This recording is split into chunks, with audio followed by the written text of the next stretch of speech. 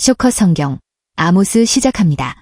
남유다의 거친 들녘, 드고아라는 마을에서 뽕나무를 가꾸고 양을 치던 평범한 목자 아모스는 세련된 설교가도 화려한 가문의 선지자도 아니었습니다.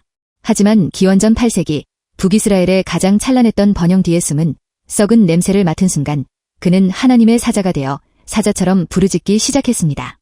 그가 전한 메시지가 바로 구약의 아모스서입니다. 아모스서는 도입, 본론, 결론의 3단계 구조로 되어 있습니다. 도입부는 주변국과 이스라엘을 향한 심판의 내용이며 본론은 이스라엘의 죄악 고발과 설교, 그리고 결론은 5가지 환상과 회복의 약속에 관한 내용입니다.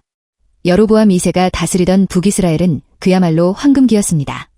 영토는 넓어졌고 시장에는 진귀한 물건들이 넘쳐났으며 상하로 장식한 호화로운 저택들이 즐비했습니다. 사람들은 이것이 하나님의 축복이라 믿어 의심치 않았습니다. 하지만 아모스의 눈에 비친 풍경은 전혀 달랐습니다. 그 화려한 대리석벽 너머에는 가난한 자들의 피눈물이 고여 있었습니다.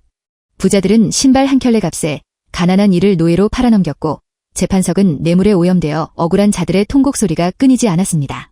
아모스는 이들의 번영이 축복이 아닌 약자의 고열을 짜내 만든 탐욕의 성탑이라는 것을 알게 되었습니다.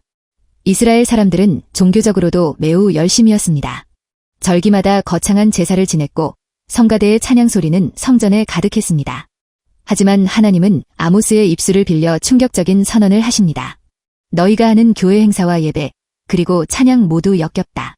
겉으로만 종교인 흉내내면서 정의도 양심도 없이 사는 걸 내가 어찌 좋아하겠느냐. 시끄럽게 찬송 부르지 마라. 난 그런 예배 받고 싶지 않다. 하나님은 재물보다 삶을 원하셨습니다. 성전 안에서는 거룩한 척 고개를 숙이면서 성전 밖으로 나가는 순간 가난한 자를 짓밟은 이중성에 하나님은 구역질을 느끼셨던 것입니다. 여기서 아모스서의 가장 핵심적인 구절이 등장합니다. 가끔 한번 선행하는 걸로 끝내지 말고 사회 전체가 늘 공정하게 돌아가도록 만들어라. 이것은 도덕적 훈계가 아닙니다. 하나님의 성품이 세상 속으로 자연스럽게 흘러가야 한다는 뜻이며 직설적으로 말하면 종교 흉내 내지 말고 진짜 바르게 살라는 강력한 경고였습니다. 아모스는 하나님이 보여주신 5가지 환상을 통해 이스라엘의 종말을 예고합니다. 메뚜기 떼가 땅을 휩쓸고 불이 바다까지 삼키며 수직을 재는 추를 내려보니 이스라엘이라는 벽이 너무나 기울어져 도저히 바로잡을 수 없음을 확인합니다. 특히 여름실과 한 바구니의 환상은 서늘하기까지 합니다. 잘 익은 과일은 보기 좋지만 곧 썩어 없어질 운명을 뜻합니다. 이스라엘의 끝이 눈앞에 다가왔음을 시각적으로 보여준 것입니다. 아모스는 외칩니다. 너희는 하나님 만나기를 준비하라. 이 준비는 화려한 재물을 챙기는 것이 아니라 무너진 양심을 회복하고 하나님께로 마음을 돌리는 작업이었습니다. 아모스서는 무거운 심판의 메시지로 가득 차 있어 읽는 이의 마음을 서늘하게 만듭니다. 하지만 하나님의 목적은 파괴가 아닌 회복이셨습니다.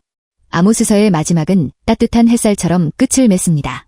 비록 지금은 죄악으로 인해 모든 것이 무너져 내리겠지만 하나님은 무너진 다윗의 천막을 다시 일으키고 그 틈을 막으며 옛날처럼 다시 세우겠다고 약속하십니다.